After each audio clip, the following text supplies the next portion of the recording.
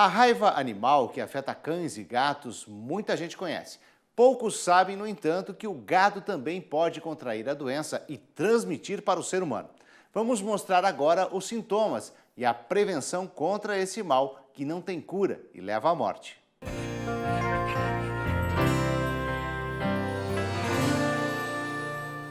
Olá, meu nome é Tairone Prado, sou médico veterinário e hoje estarei com vocês aqui no canal do Produtor comentando e explicando sobre a raiva em bovinos.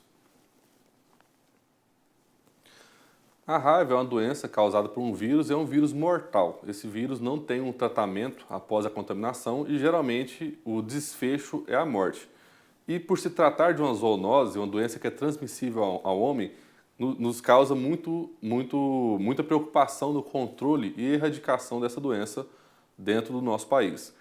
Ela comete mamíferos, qualquer animal que mame, ele está passível de ser contaminado pela raiva e ocorre anualmente no mundo inteiro mais de 50 mil casos de raiva no ser humano, principalmente em países subdesenvolvidos, países mais pobres, onde as condições ambientais, as condições de moradia são mais precárias. Mesmo assim, é um dado alarmante, 50 mil mortes ao ano devido à raiva.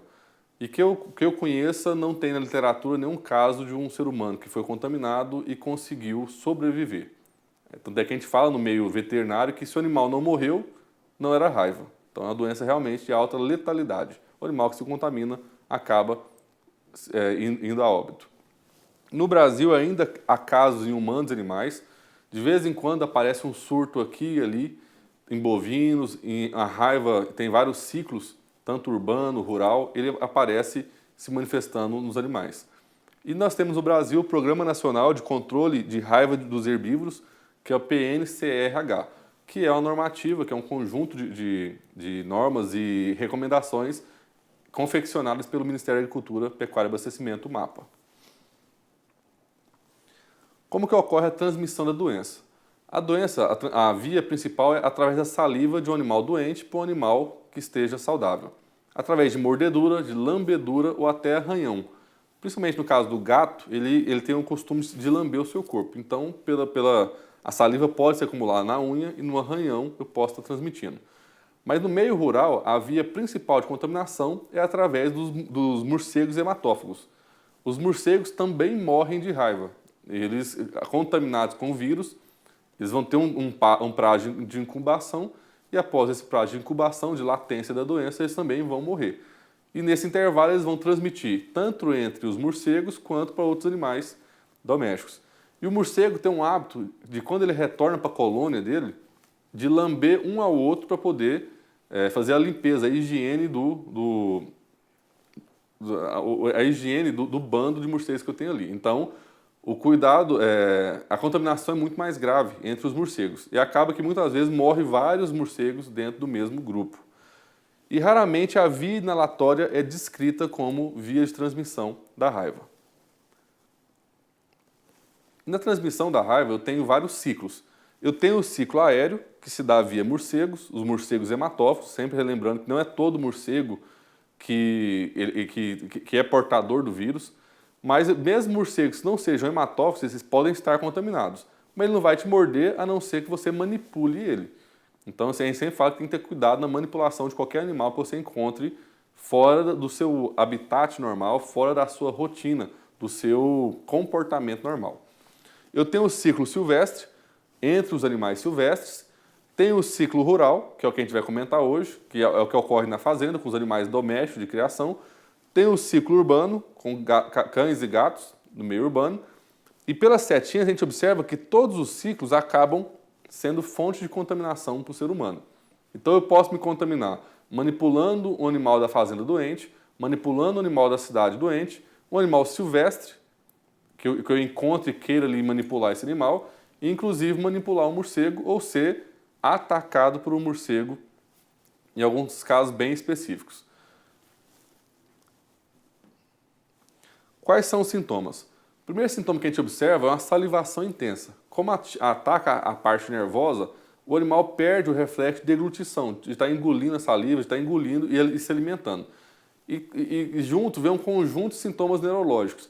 Desde um opistótomo, que o animal está com o pescoço para trás, a incoordenação motora, tremores. Geralmente ele tem um olhar assustado. Se você chega no animal que está com raiva, ele está com um olhar estatalado.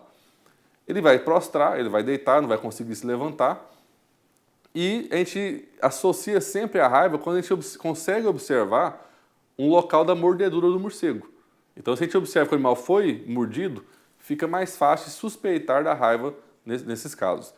E muitas vezes essa mordedura não é na região aparente. O mais comum é pescoço, cabeça, região de cupim do animal. Mas em algumas situações o animal pode inclusive morder o pé do animal. A vaca está ali em pé e o morcego chega e morde na região do pé do animal. Você não vai conseguir achar essa lesão. Então, no caso de suspeita, não manipule o animal. Chame o serviço oficial, lembrando, é uma doença fatal.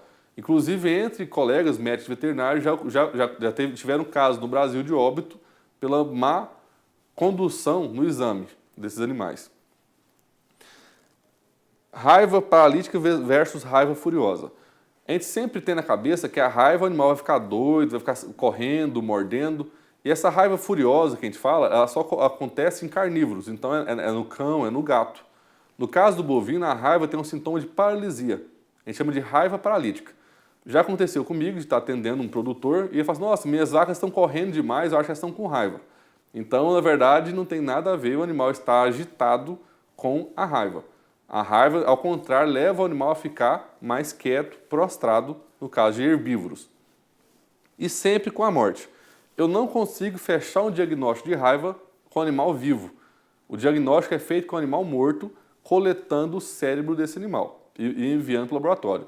Essa coleta, gente, tem que ser feita por profissionais habilitados. Além de ser formado, ele passa por um treinamento posterior e lá é tratado de várias doenças de sintomas nervoso e reprodutivo. Tuberculose, brucelose, raiva e mal da vaca louca. Essas 4 doenças são tratadas após você ser formado e passa por um treinamento de campo específico. O cuidado é não manipular nenhum animal sem o EPI, sem estar portando uma luva e sem treinamento. Então, a gente pode observar o animal com raiva, ele está com o pescoço dobrado para trás, que é um sintoma neurológico, similar a um animal que está em convulsão. E no segundo caso, eu posso ali observar no pescoço daquela vaca, onde o animal mordeu e tem ali um sangramento, tem ali o sangue presente no pescoço do animal. Então, eu sei que ele foi atacado. Só porque ele foi mordido, ele já vai ter raiva? Não. Só vai ter raiva se o morcego que mordeu esse animal estava também contaminado pelo vírus da raiva. Então, nem sempre que o animal que foi mordido vai ser contaminado com a raiva e vai morrer, vai virar óbito. Então, nem sempre isso vai acontecer. Controle da raiva. O controle dentro da propriedade começa pelo controle da população de morcegos hematófagos. Quando a incidência de mordedura está muito alta no rebanho, você vai chamar um médico veterinário, vai comunicar ao serviço oficial que está acontecendo focos de ataque aos animais. E você vai tomar algumas providências que eu vou explicar e também o serviço oficial deverá tomar providências para o controle da região. E havendo um caso confirmado de raiva, aí sim eles vão monitorar toda aquela região onde está acontecendo os ataques. Segundo, é cadastrar e monitorar os abrigos, saber onde tem caverna, onde tem uma casa abandonada, aonde que eles estão se escondendo no dia a dia. Eu tendo esse monitorado, tendo esse mapeamento, no caso de aparecimento de um foco de raiva, é mais fácil de eu saber aonde procurar esse morcego. E sempre que tiver suspeita, é dever do serviço oficial atender essa suspeita e investigar o caso até o desfecho final. Se o animal manifestar sintomas neurológicos e recuperar, a gente já fala, provavelmente não é raiva. Se ele manifestou sintoma neurológico e morreu, aí sim a gente pode continuar com a investigação. Então, o principal morcego, a gente tem em torno de 3 morcegos no Brasil que são hematófagos, mas o que realmente causa prejuízo ao rebanho bovino é o morcego Desmodus rotundos, que é esse morceguinho da foto. A gente vai falar um pouquinho mais sobre ele, explicar algumas diferenças dele em relação aos demais morcegos, e vocês vão ver que nem sempre o que a gente vê na fazenda é esse morcego. Então muita gente acaba matando o morcego, qualquer morcego que vê na fazenda já quer matar, e tem que lembrar que esses animais são muito importantes dentro da propriedade. Na disseminação de pólen, polinizando espécies frutíferas ou espécies silvestres de plantas, no controle de insetos, no controle até de roedores e pequenos vertebrados. Então o morcego ele controla várias pragas no ambiente. A gente não pode viver sem o morcego. Então a gente não pode matar qualquer morcego, até a gente pode ser enquadrado como maus tratos, achando que isso está sendo benéfico à sua propriedade. Então o morcego Desmodus rotundus, que é o morcego hematófago, só será controlado quando houver focos. E conhecer o comportamento. O morcego ele voa à noite, não é porque ele não goste da luz. Na verdade, ele enxerga muito mal e ele usa a ecolocalização. Ele emite um som, o som bate nos obstáculos, retorna e ele consegue fazer um mapa geográfico durante o seu voo. Durante o dia, se você vê um morcego voando, ele está fora do seu comportamento normal. Então, em hipótese alguma, eu vou lá manipular esse animal. Em algumas regiões, os últimos casos humanos aconteceram com pessoas manipulando morcego. Eu vou pegar para brincar, é muito comum criança que é curioso, né? Vou ali mexer. Inclusive os animais domésticos podem se contaminar dessa forma. Um gato que pega o morcego, uma mordida que ela toma, e ele está contaminado, já transmite. Cachorro, que é mais curioso, é um pouco mais de ficar brincando com os animais, e criança. Então a gente tem que ter um cuidado redobrado quando a gente observa um animal se movimentando fora do seu comportamento normal. Como que a gente identifica um morcego hematófago? No caso, é um Desmodus rotundus. Primeiro é a presença do dente incisivo. Esses dentes maiores que a gente observa na imagem, que são os caninos, não estão presentes somente no morcego hematófago. Esse dente não tem a função de morder e rasgar a pele. Ele tem a função de mastigação normal. O morcego hematófago ele tem esses dois dentes incisivos, são esses dois pequenos dentinhos que os outros morcegos não manifestam. E ele tem esse folheto nasal, ele tem uma folhinha no nariz, na região do nariz, que é por onde ele capta parte desses sons que ele emite durante o seu voo, para ajudar na localização, é como se fosse um sonar. Ele emite o som, absorve o som que volta, se não voltou o som de uma região, é sinal que ali é passagem livre. Se o som voltou, é que encontrou algum obstáculo. E como ele consome principalmente o sangue, as fezes desse animal parecem um óleo queimado, bem escuro, e onde tem os dormitórios desses animais, você vê que bate na parede, ou cai numa pedra, ou no próprio chão, e escorre. E a presença de quase que nenhuma semente. Vocês vão observar que no dia a dia, quando eu acho um abrigo de morcego, as fezes estão cheias de sementes. Por quê? São morcegos frutívoros. Não tem nada a ver com morcego hematófago. Então, através das fezes, da coloração e desse formato, a gente pode identificar o Desmodus rotundus. No dia a dia, a gente compensa pegar um morcego para identificar ele? Não. Deixa isso para o serviço oficial, que são pessoas treinadas, paramentadas para trabalhar com isso aí. Até mesmo um morcego comum, para o leigo, pode ser uma fonte de contaminação. Porque o morcego Desmodus ele também pode morder outros morcegos. E se contaminando, esse animal vai estar doente, e se ele te morder, ele vai estar transmitindo igualmente ao morcego hematófago. Então tem várias formas de controlar esse grupo de morcegos e o controle pode ser feito inclusive pelo produtor. Eu vou identificar qual animal foi mordido, o couro da vaca é grosso, você observou que os dentes do Desmodus, que é o morcego hematófago, é muito pequeno, ele morde num dia, ele já demora um tempo para conseguir furar aquele couro, então ele tem o costume de retornar no outro dia para aquele mesmo animal, para evitar o retrabalho de perfurar o couro.